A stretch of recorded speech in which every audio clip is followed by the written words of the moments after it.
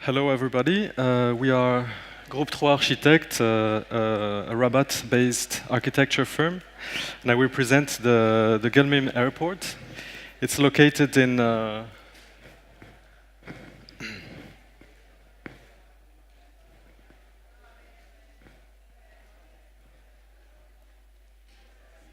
in Morocco, more specifically in a city called Guelmin in the south of Morocco.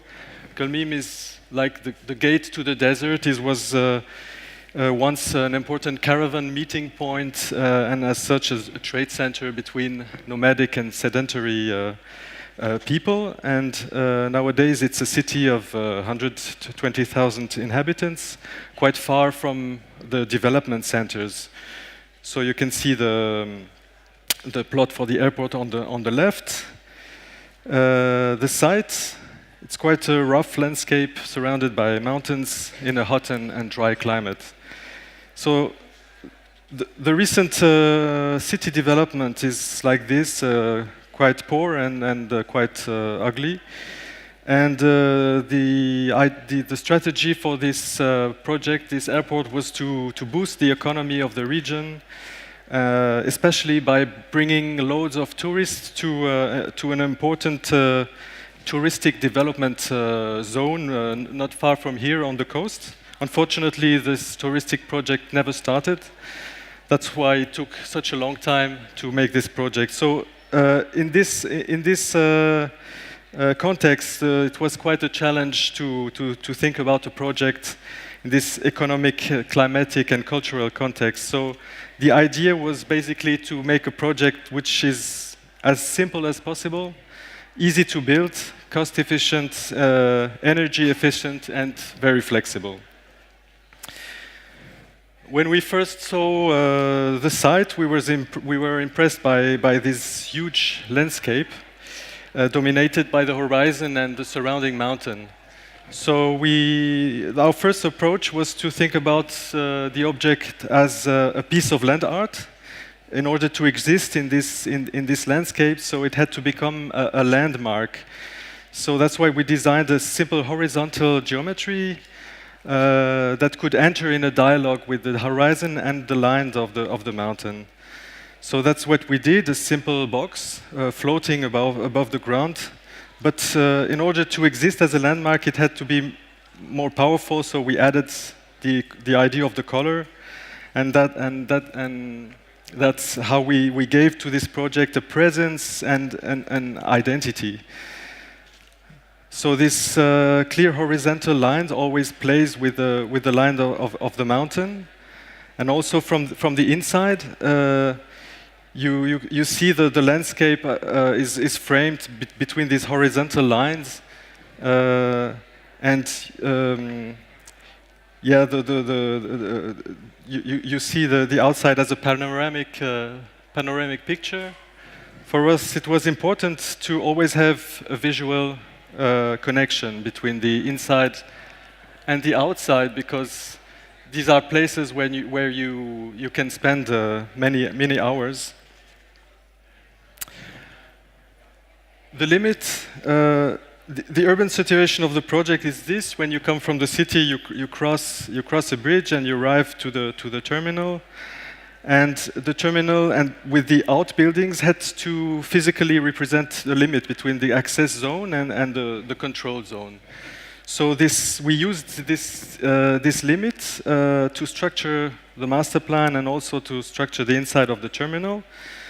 So we designed a very simple linear box parallel to the runway. In the center, you see this central strip, which is this physical limit, where you can find all the hard part of the project. It's all the control zones, and on both sides, you have the two halls for flexible use.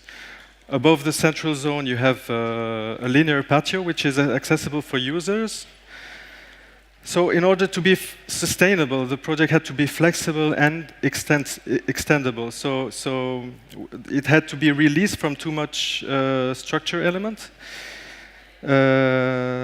So we used a steel construction we thought about the project like an industrial project. I mean, repetitive, prefabricated, and cost efficient.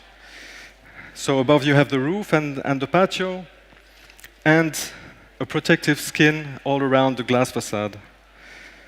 The ground floor shows this very simple box with a hall, control zone hall. In fact, we had no exact program from the client, so the strategy was to make a simple box that could easily adapt to future demands and future use from the client. In this section, you see the two halls and the middle part, which is very low and which represent the passage, the crossing between one world to the other. So here in the master plan, you see clearly this line crossing the main building and the outbuildings. You see it also here.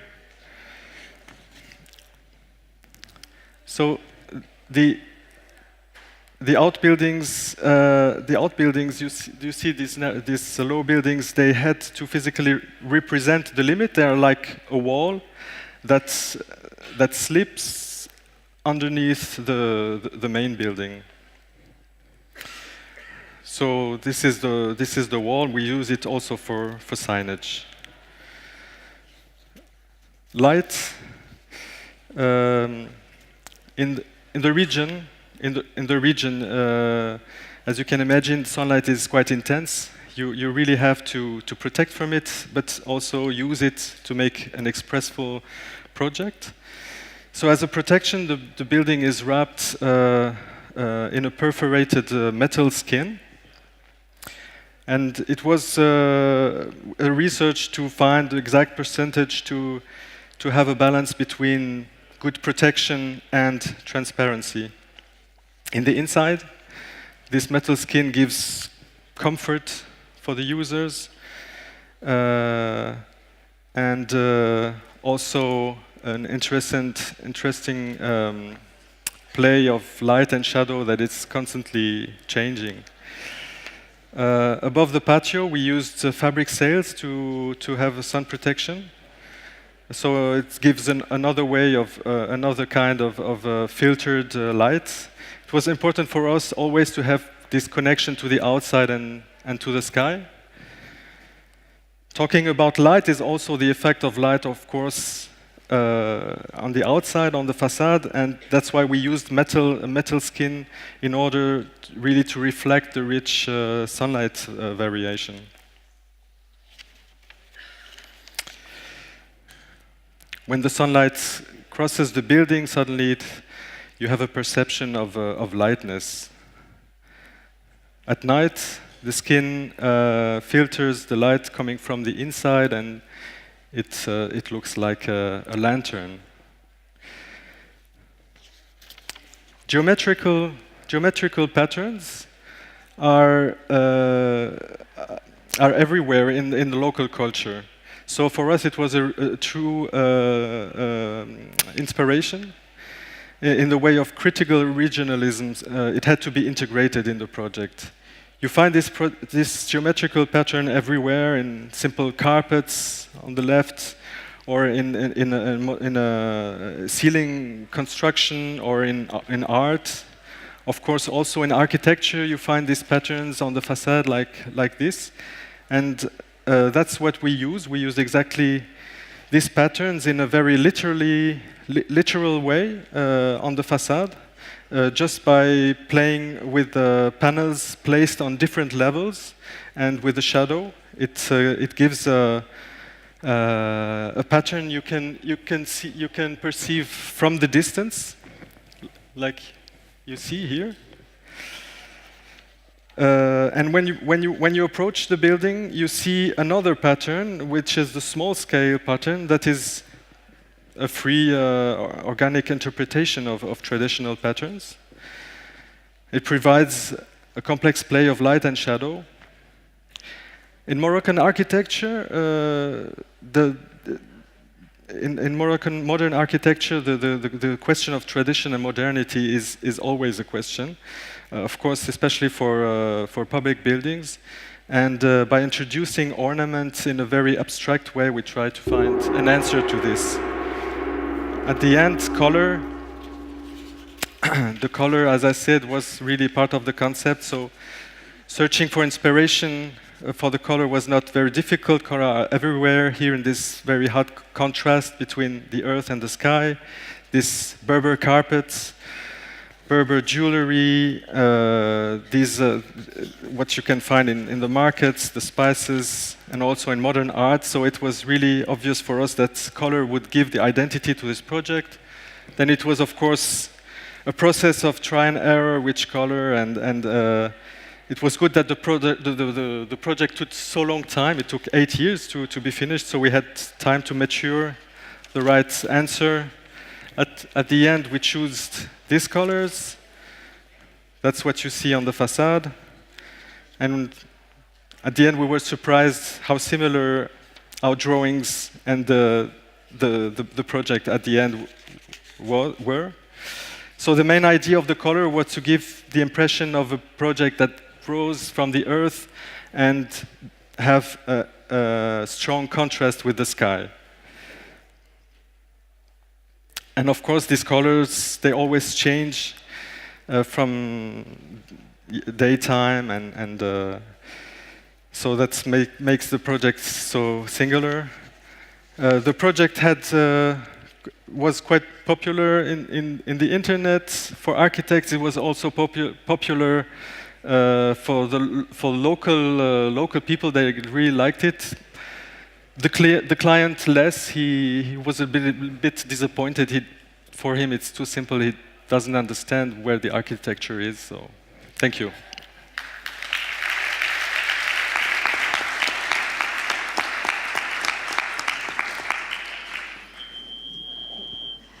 So, thank you.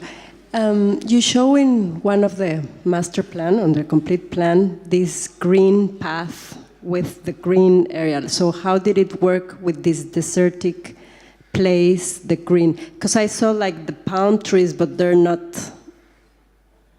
like they didn't seem to do very well, or how does it work, this green contrast that you put in your plan? For the outside, there were very few things that had been realized. What you saw was a rendering, I think, on the master plan, or in one of the last images, I think I saw these palm trees or something like that. No. Yeah, this kind of vegetation is growing in this region. So as you know, so it works quite well. It doesn't need a lot of water. So. What I was trying to ask is that in your master plan, it seemed like it was really important, this really long street with the green area, no? And so you said that you haven't finished it, but I wanted to ask, how did it relate it with, when are you going to finish that part? Because I think it was important when you show it in your master plan. Yeah. You have to know that the project is finished, but it's not opened. So that's why you don't see pictures with planes and people. So all these outside things that have not been realized yet. And the reason is that, as I said, the touristic project didn't start yet. So the building is not opened till now to flights. So that's why this outside work they not finished yet. So that's the. But you sometimes maybe you don't finish it, no, because not you, but when they continue to do it, let's see what happens. Okay. Thank you. Thank you.